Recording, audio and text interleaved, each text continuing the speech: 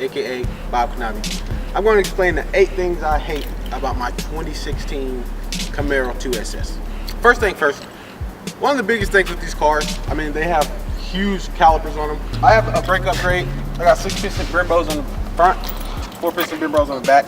The huge thing with this car is the brake disc. It produces a lot. I mean, that's a lot of brake disc. I just washed this car 3 days ago. I mean, so that's quite a bit of brake disc for that. The second thing I hate about my 2016 Camaro is this trunk space. This trunk space is absolutely ridiculous. So the trunk on this car, I mean, the trunk is pretty deep. Not deep, it's pretty long. You can probably fit, you may be able to fit a golf bag in there. I know RP Productions, he was actually able to fit a golf bag in there after taking out a couple of his clubs, but just the opening of this trunk is ridiculous. I mean, you probably could fit a decent sized speaker box in there. If you guys watched my last video, you'll know that my speaker box is actually in my back seat because I took it out of my 2015 Lexus I had, and it wouldn't fit in here. So instead of ordering a new speaker box for now, I just put it in my back seat. But anyways, this trunk space is little, very small. So I bring it on to number 3. The third thing I hate about my 2016 Camaro is the center console on this car. I mean, there's really little to no space. There's really no space at all. And I got a wallet, I got a flashlight, I got a knife in here. I mean, it's pretty full, already full to the top. Another thing, different from my Lexus was very, I mean, well crafted, very not poorly made. I mean, I'm not saying this is a poorly made car, but a lot of the things on there, you can tell it's a lot cheaper than from driving a luxury car. I mean, this, if it's not all the way up and you just open it up to get something, let it go, I mean, it slams. I mean, it's like damn, like whoa, like you can have a little resistance to kind of ease itself down, but it does not. The glove compartment on this car, you know, I gotta have a brush so I keep it fresh for AD. The glove compartment on this car is still fairly little. I mean, I have safety glasses from work. I mean, the typical manuals, stuff that comes with the car. I mean, it really has little to no space on there. The fourth thing I hate about my Camaro, the room, the space in this car. I mean, as a driver or passenger, the space is pretty good.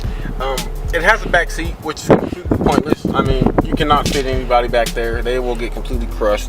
I put my subwoofers back here like I explained earlier because I didn't want to order a new box and I already had these that came out of my Lexus. So I left these where they stood. So put them in the back seat. I mean, it's really a backseat passenger cannot fit back there. Driver or passenger side. I mean, actually I had my buddy, me and my buddy Colin and Michael actually went for a ride, and Colin's probably about, I don't know, 5'9", 5'10", and he was able to scoot the seat up enough for my buddy Michael to get back there, and he's probably about 5'6" to 5'8", so he fit back there no complaint. So I mean, it's only, I guess, if you want to squeeze somebody back there, you absolutely could. But that's the fourth thing I hate about my Camaro is, you know, the space and these center consoles and the door spaces. They're completely pointless. I mean, you might as well put a little hard plastic around the outside and use that as a handle to close the door as well. I have a A8, which is automatic. It has active fuel management.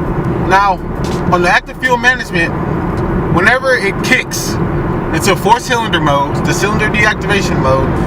It gives it an ugly sound, and it makes you think that maybe something is wrong. Then it kicks right back to the 8-cylinder, and then everything's fine. Now, I hear a lot of people, I mean, you can get it tuned. I know a lot of people, they do that. They get it tuned and take out the cylinder deactivation, which is something I plan on doing.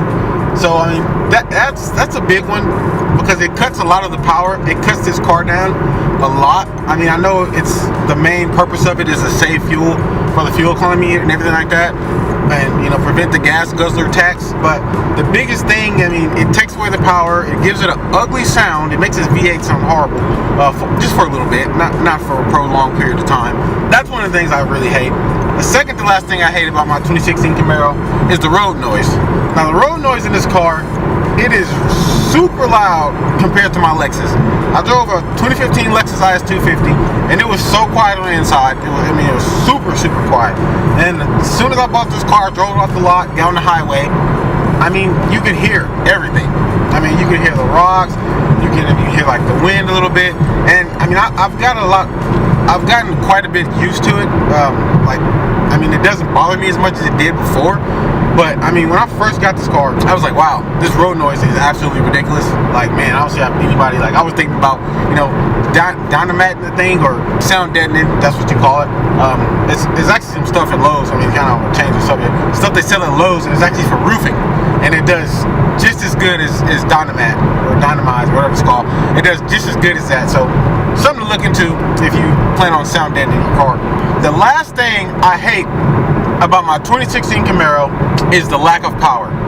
Now, LethalCamaro actually did a video on this, and it's not a lack of power, it's the throttle response. So it's actually, I think it's Venice, or I believe that's how you pronounce it. Don't quote me on it, but I'll insert a clip from LethalCamaro. Oh wow. Oh wow. He actually did an install on his throttle controller, and I actually plan on getting one myself and trying it out, doing another review on it, or maybe try it at different companies and do a review on it to let you guys know how it works. But according to LethalCamaro, it has 1 through 9, and it's really great. So that's another thing I hate. I mean, when I get on it, I'll get on here in a little bit. When I get on it, it's not an instant like. I had a motorcycle before this. I had a 2009 R1. I mean, I loved it to death. I mean, motorcycle, you get on it, just that throttle is gone. But this is a little different. I mean, when I go to get on this, it'll kind of take a little bit. You can tell that it's a slight lag, and a lot of guys, if you're for going fast or you plan on bringing your car to the track, that is something that will hinder your time dramatically. So a throttle controller is something to look into. A lot of people say it's just in your mind, and throttle controllers do not have that big of an impact. But some people, they actually like throttle controllers, and they actually do a significant difference. The last thing I dislike about my 2016 Camaro is the fact that with some stoplights and with this windshield being not as wide or not as long other cars or other windshields, that if you pull up a little too far, sometimes you have to actually bend down, lean down to actually see the light, see if it's when it turns green or when it turns red, unless you have a stoplight that's quite a bit far ways in front of you. But in my case, when I'm at work, when I'm traveling on base, I mean, the lights are a little closer to me, and I have to actually bend down to actually see them, because I can't just don't pull up to the line or as close as I can to the line, just for the pure fact that, I mean, I can't see the light. So that wraps it up on, you know, what I dislike about my 2016 Camaro.